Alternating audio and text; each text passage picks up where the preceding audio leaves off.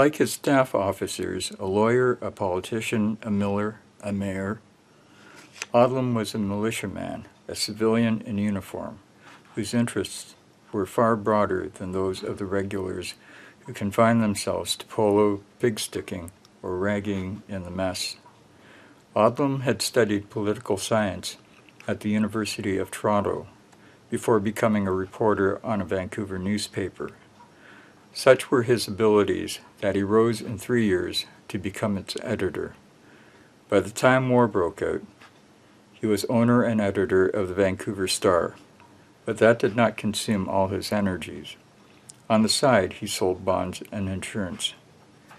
He was also a bookworm who would later boast that he had managed to get through a volume every day of his life, a passion he could scarcely indulge in the hurly-burly of Vimy.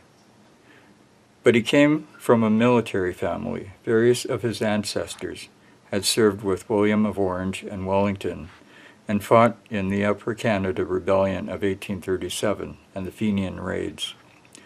Warfare fascinated him. It was said that he had taken to peacetime soldiering because it presented an interesting problem, that he had set himself the task of mastering the psychology of war. It is more than probable that this preoccupation led to the idea of the trench raids, which were really miniature battles fought in minutes instead of hours, but combining all the characteristics of the more ambitious set pieces. By the time he reached Vimy, an austere 37-year-old brigadier general with a lean hawk's face, piercing blue eyes, and hard, scarred body, Victor Odlum had seen a good deal of battle in South Africa and France. He had been wounded 5 times, had seen his own brother blown to bits by his side, had won the Distinguished Service Order, the Army's second highest decoration, and had been mentioned in dispatches half a dozen times. He never ordered his men to do what he himself was not prepared to do. He refused to wear a steel helmet because he believed his men should be able to recognize him at all times and know where their orders were coming from. Like Lipset, Odlum preferred to stay up front. He himself led some of the night raids for which he was famous, and that were his chief contributions to the Vimy victory.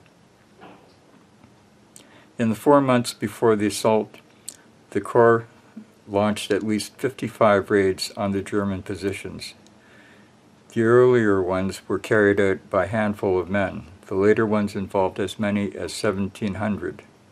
The smallest took place on New Year's Eve, 1916.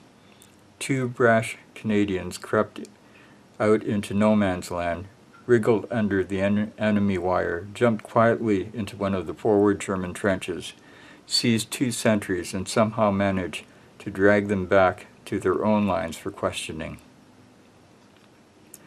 The Canadians felt, with good reason, that they owned no man's land. The scouts of the 2nd Division grew so confident that they treated it as their private playground, standing up and taunting the Germans, daring them to come out, and tossing bully beef tins into their trenches, wrapped with notes urging them to come over and enjoy some good food. The game was played all along the Vimy front.